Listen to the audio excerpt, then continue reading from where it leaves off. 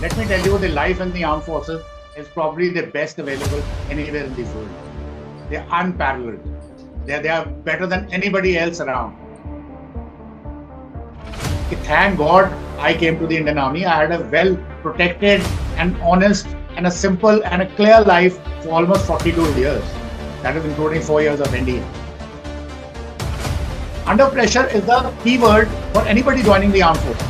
When you go to the service selection board for interview, now like the service selection board, as per the data of DG recruiting, who are the bosses who do the recruitment, they have told me that highest ever rate ever since India has become independent, as the Indian Army come into being, it is 3.4%.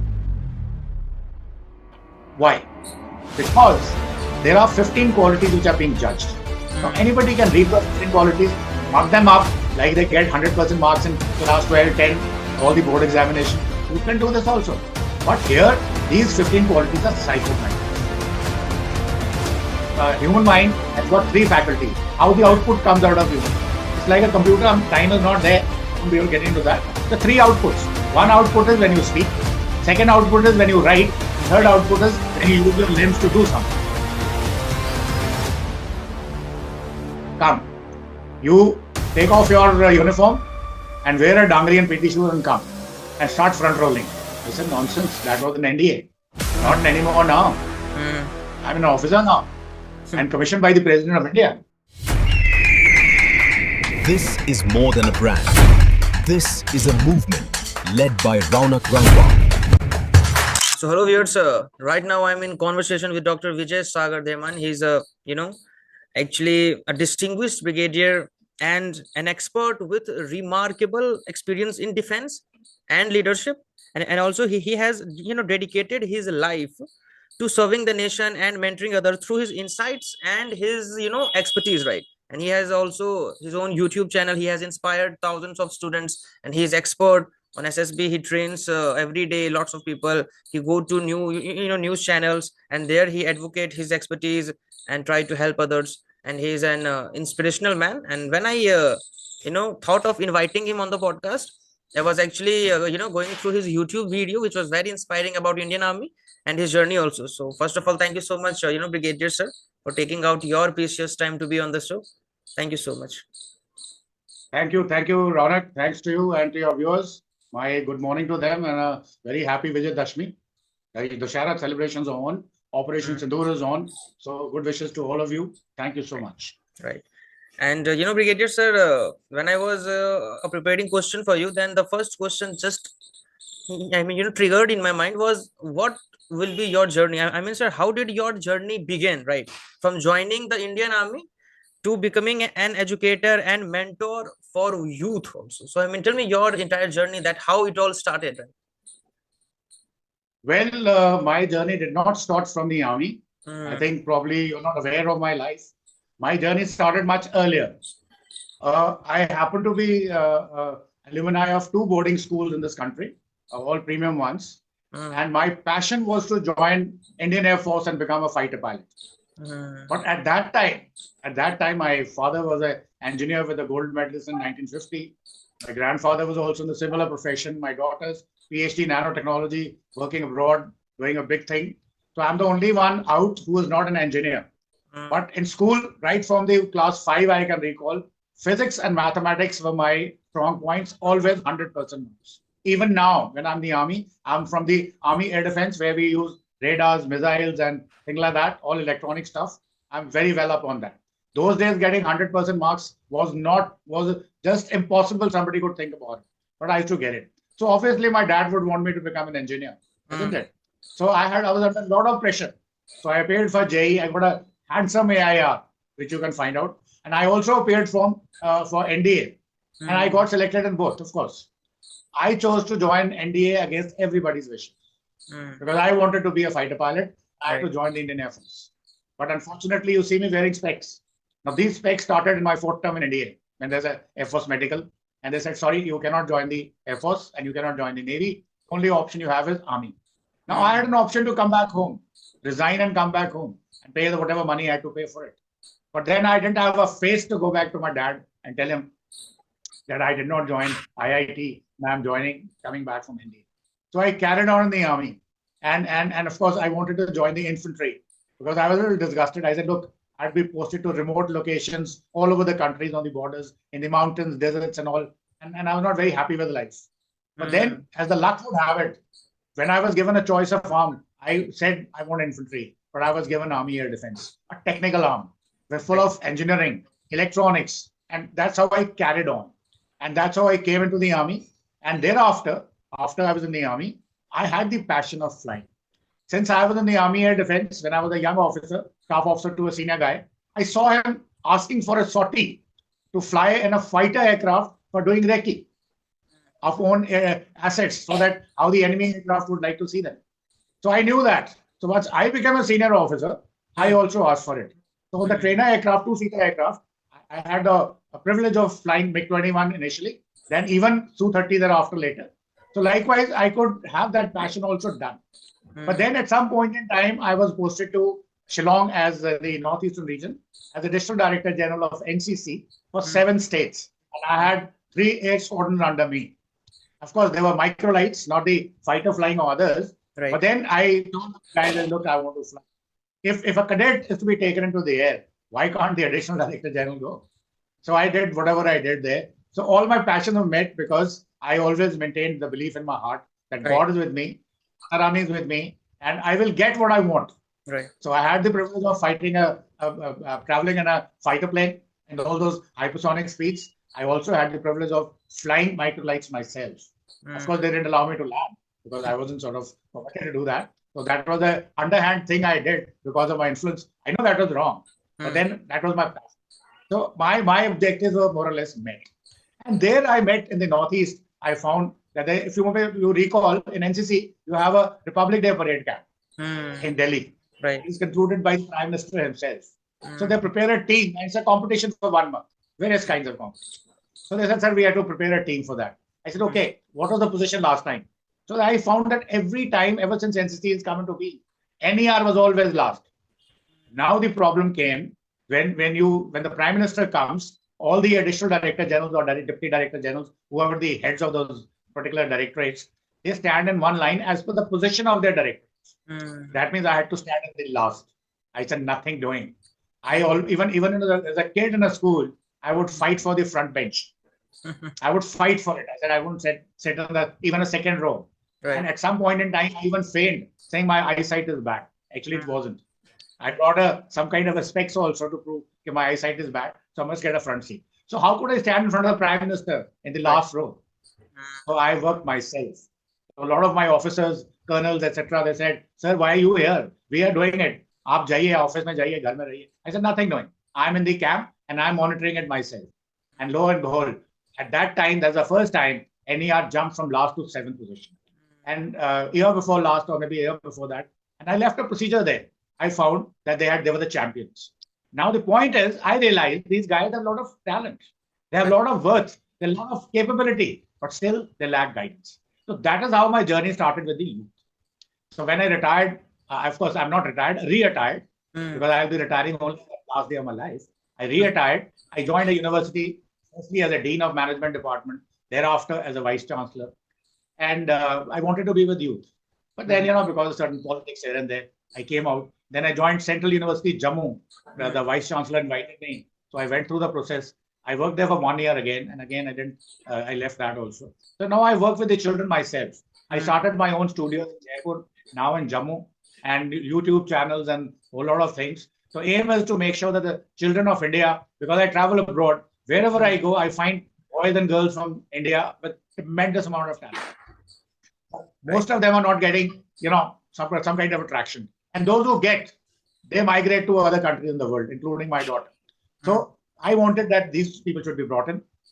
Now, my mentoring process, my coaching process, everything is meant for children of weaker section of society. Right. I rarely get in touch with the guys of the higher society, or when they approach me, I don't encourage them much.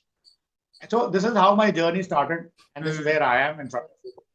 Exactly, sir. And it is an incredible journey. You have been almost all senior positions, and actually right now you are serving the nation and actually mentoring others through your insights and the expertise you have gained throughout your life, right? And you are helping youths also. So the question is, how does, the life in the army shapes one's mindset, one's discipline, and one's decision making, style under pressure? I mean, how do you guys, decide under strong pressure, pressure, and what is the criteria of kind of decision making that even in that difficult situation you guys can decide with clarity, right? So I mean, how does the life, army is, army shapes one's mindset, discipline, and decision making, right? So yours is a long question, but your signature words were under pressure. Under pressure. That is what is your signature word. But before I come to that, let me tell you the life in the armed forces is probably the best available anywhere in the world. They are unparalleled. They are better than anybody else around. Better than else. Now, I'm not saying it because I'm myself a member of the armed forces. This is what I realized after I came out in the civil.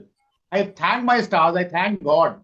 Thank God I came to the Indian Army. I had a well-protected and honest and a simple and a clear life for almost 42 years. That is including 4 years of NDA. So that is the armed forces give you. Of course, there are pitfalls here and there. Right. Like they say, Hindi में बोलते हैं कि जहाँ बर्तन होते हैं तो खड़कते जरूर हैं. So notwithstanding that, there are no blatant, stabbings here and there. There are minor things, but overall, you get everything what you need in the way you need. Now, coming to your under pressure. Under pressure is the key word for anybody joining the armed forces. When you go to the service selection board for interviews, now like the service selection board, as per the data of DG recruiting, who are the bosses who do the recruitment, they have told me that highest ever rate ever since India has become independent, that the Indian Army is come into being, it is 3.4%. So that does not mean that all the guys who are rejected are useless guys. Right. That does not mean. And that is what is the narrative also at the end of the SSB interview when they're announcing the results. And they give you numerous examples. The guys who didn't join the armed forces, they did exceptionally well in the civil life. There's no doubt about that. But then why is 3.4% higher? And normally it varies between 2% and near about that. Why? Because there are 15 qualities which are being judged. So anybody can read those 15 qualities, mark them up, like they get 100% marks in class 12, 10, all the board examinations. You can do this also. But here, these 15 qualities are psychometrics. And they are not, there's no question paper and there's no answer sheet.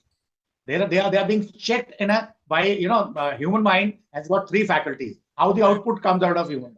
It's like a computer, time is not there. I won't be able to get into that. The 3 outputs. One output is when you speak. Second output is when you write. And third output is when you use your limbs to do something.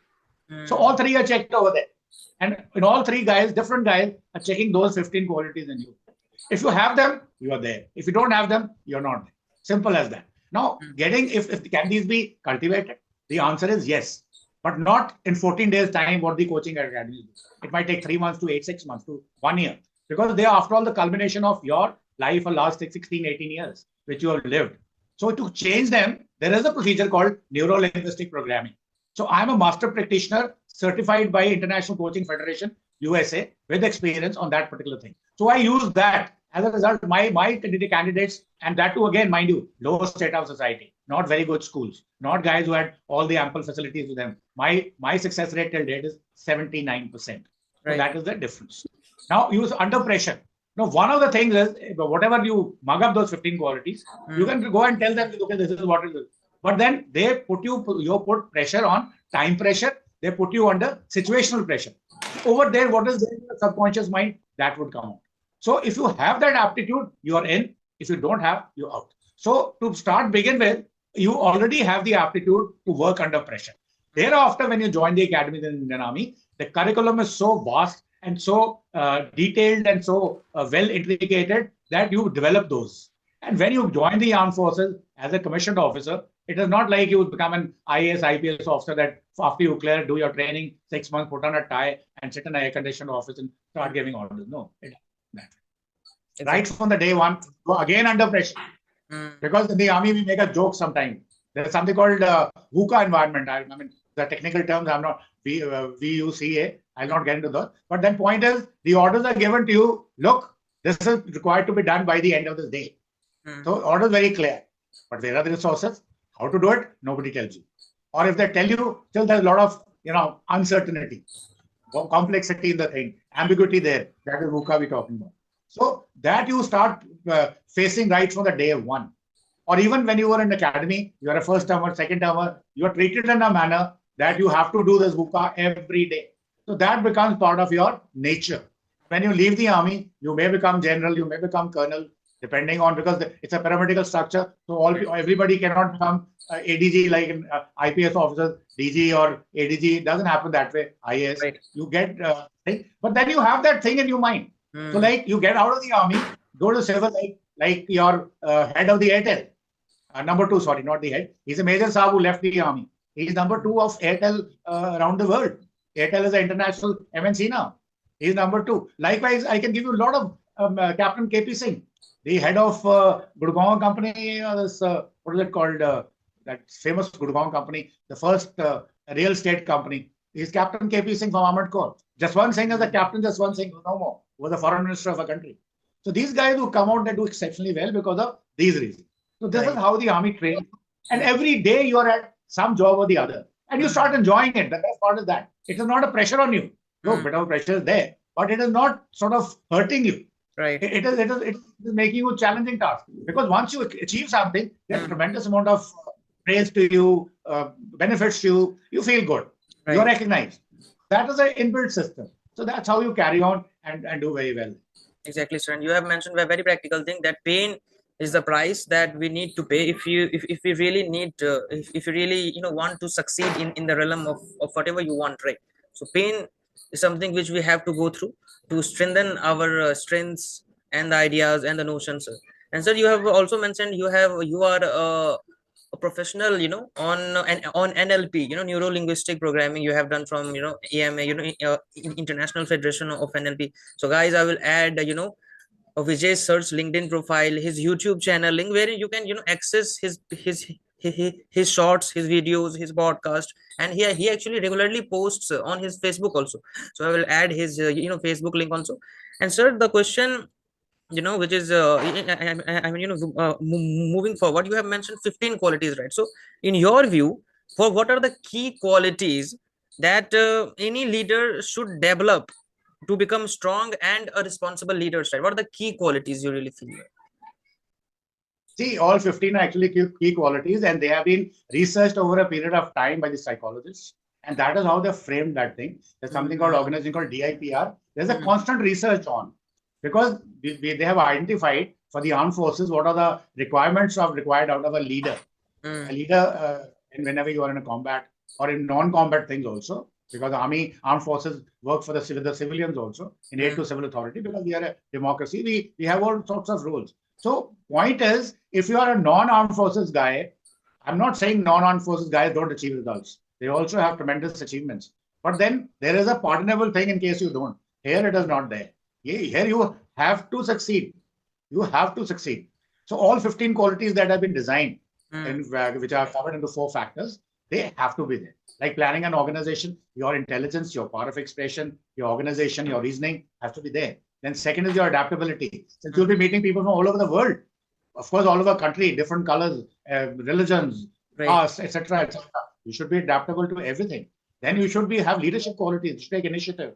You should move up, and should be happy, show confidence, and do everything in the right manner. And then you should have tremendous amount of courage. You should have stamina, mental stamina. So all these things are required. Now, but what happens is, a normal individual, when he takes birth, there is a proper procedure.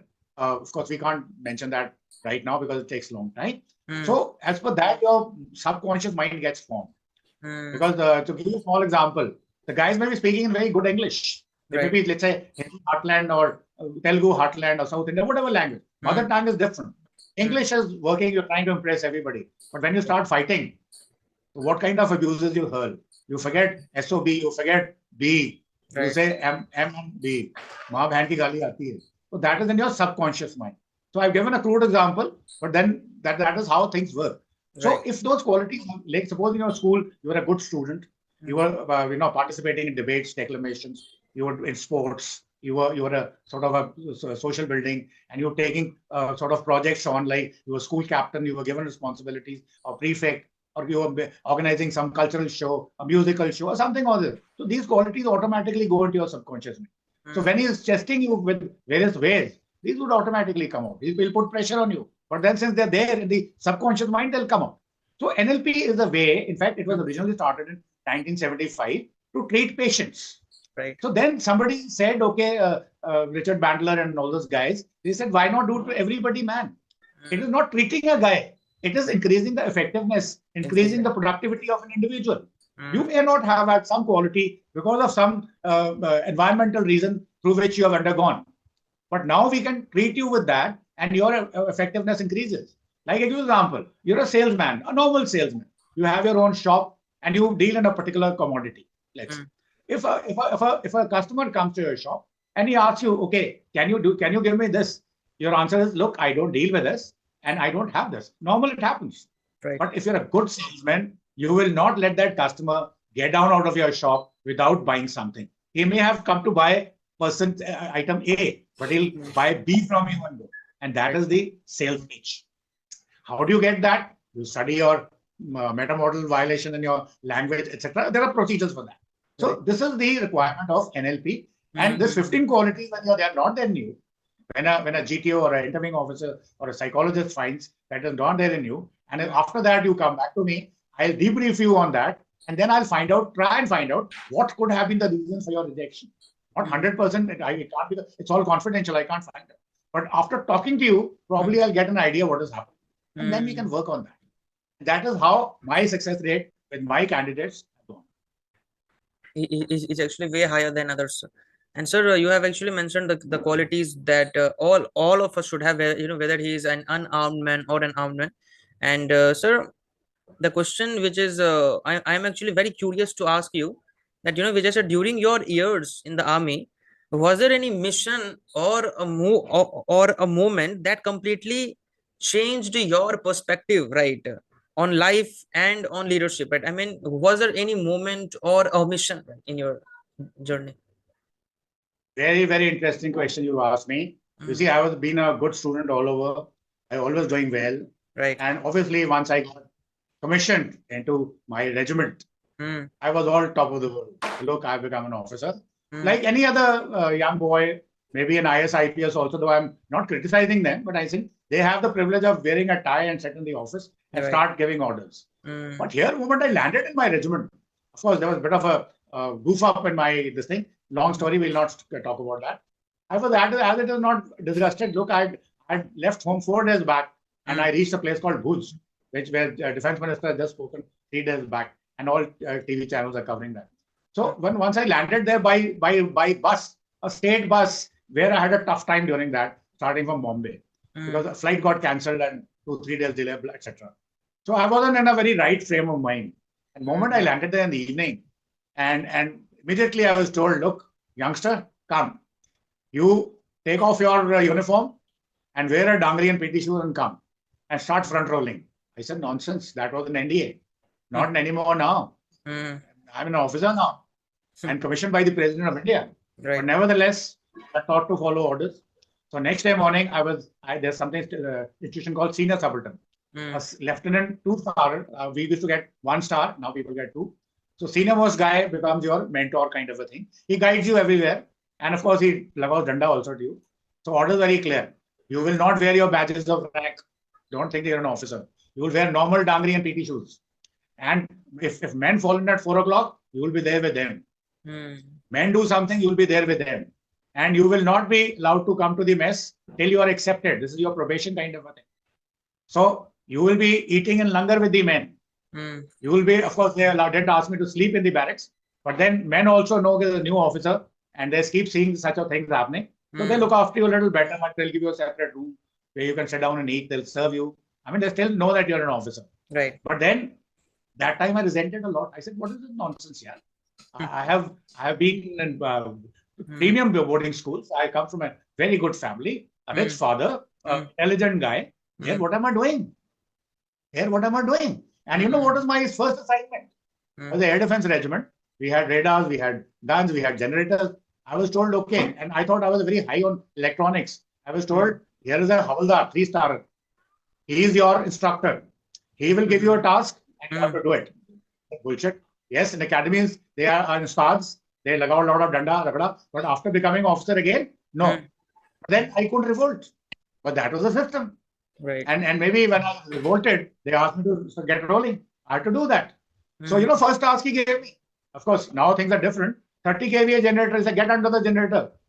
Remove all the nipples. Clean them. Right. Put them back. Grease them and show it to me. Now, what is this? Today, I know there are how many nipples in the generator, which are 90-degree, L-shaped, etc., etc. So, you know the nitty-gritties. So, you're taught profession right from the each screw that you have to see. You will be giving orders. Somebody else will be doing it. But before you order somebody else, you must know what this task entails. That is how the grooming takes place. Now, this was happening, and I was doing it under resentment, honestly.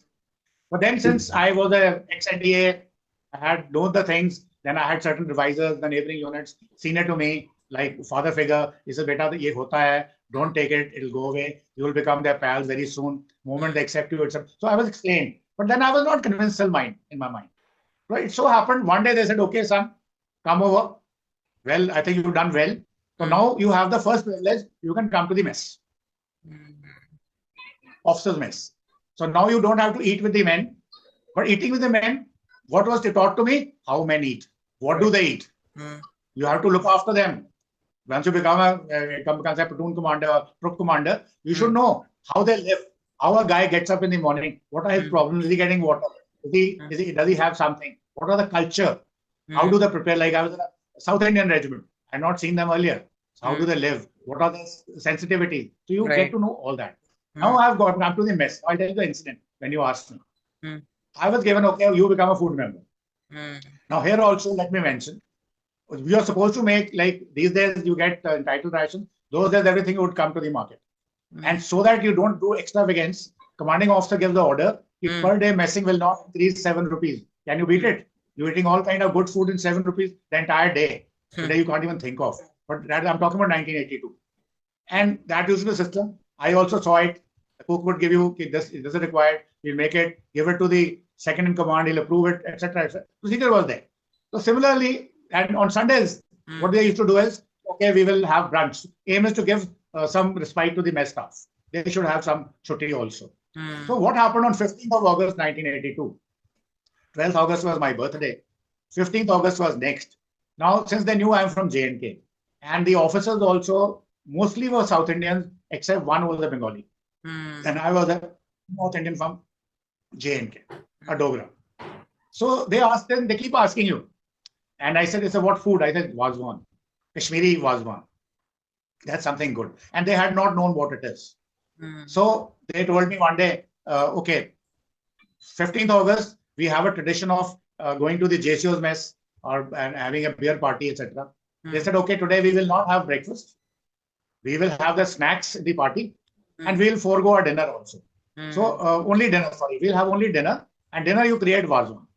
Now, Wazwan is a specialized cuisine. So I had a Jakla unit next to me, Jammu and Kashmir Light Infantry Battalion. So I went to that battalion, spoke to the 2IC, who's like a father figure to me. I said, sir, I need a cook to do this. They said, no problem. So cook came. The moment they knew that there's something special happening, like all married officers were also invited. So my planning was went for a 6 because I had to maintain the entire thing within 7 rupees. And mind you, Wazwan is only non-veg. So it was not an easy task. Anyway, I did that and everybody was very, very happy. Right. So next day, when I was somewhere in the equipment park in Dangri under some gun or radar or somewhere, I don't remember, with all my hands with grease and etc. all over. You know, that training is still on. It's not finished as yet. So suddenly I get an order, report to the adjutant in number 1 dress, not the way you are. So I had to rush back to my room.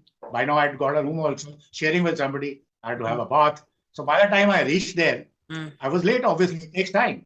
So I said, buddy, what nonsense is this? You're late. Adjutant, bullshitted me, a senior captain. So the moment I went there, is next to the CO's office. He said, you will be marched up to CO. I said, for what? He said, no, you bloody don't know how to behave, etc., etc. He bullshitted me a lot. When I came out of the office, he said, stand in front of the CO's office. So I went to CO's office. I found all those single officers who were with me, 11 of them, all standing there. The moment I reached there, and one of the senior was shouted at me, what the hell are you doing here? Bother from here. I said, look, I was told that I had to be there. CO was going to bullshit me for something. And I don't know what mistake I've done. He said, bother from here. And I was made to run away. And then I didn't know what happened. Then in the evening when we sat down, now is the climax. I was told, since you got a cook from another unit, the cook who was in my unit, Madrasi, his name is Havildar Basappa. I wish him long life. I don't know whether he's there or not. Not heard of him. He was a very good cook, very specialized in all kinds of cuisine, continental, Indian, this, that. But obviously not Vazwan. So he got annoyed. He said, "Mere hote hue, cook kahan se aa gaya dusri unit se?" And generally such guys are very close to the ladies. So Theo's wife was very close to him, or he was her. So he went and cribbed. He says, "Madam, mere hote hue, kisi dusri unit ka cook hamare mess mein kaise aa gaya? It is an insult to me." Now madam became serious. She told the commanding officer. Commanding officer also felt the cook is very good. Why? And commanding officer didn't know about this Vazwan story. Why did he get from outside? They call that bloody youngster. How dare he bloody insult my number one cook? He is the international standard guy. How can he be insulted? That is how it's called. Now listen. We had a party. I was the culprit. Now all those 11 guys senior to me, till yesterday they were making me roll. They were bloody getting very harsh on me. They were all standing there. And they told the commanding officers, "No, sir, it is not his fault. We called him." But in fact, I had called him. Like if at all it was a fault, they took over onto them. And it is not those days, seeing a commanding officer was a very rare thing. And they could have been punished for that. But then this is the camaraderie gets developed in the army, in a unit. And of course, everybody was happy. Yeah, look, we are talking in this kind of manner. And that changed my mind totally. I said, look, tomorrow if I'm in a trouble, today they're troubling me. I know it. And I'm resenting it for whatever reason. But tomorrow if I actually get into trouble, these are the guys who are going to stand by me. And they did it. And that changed my outlook. Thereafter I said, abhi jitne marzi front roll kara lo, jo kara lo, mujhe koi farak nahi padta. And that further accentuated. Like banda to bada, wo apna adaptable hai, initiative bhi leta hai, courage bhi hai. And this is what is SSB had cleared me for that. And I'm sure this must be happening with almost every officer of Indian Armed Forces. This is how we get selected. And this is what we do. And this is how the system trains you.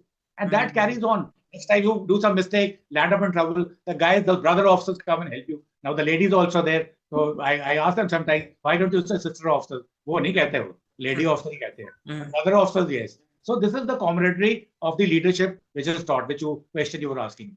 Right. And actually, sir, you have actually beautiful, answered this through this real life, example of yours, that how it shaped your, adaptability, your courage. So every situation has a purpose, and you really enjoyed that. And today you actually learned a lot.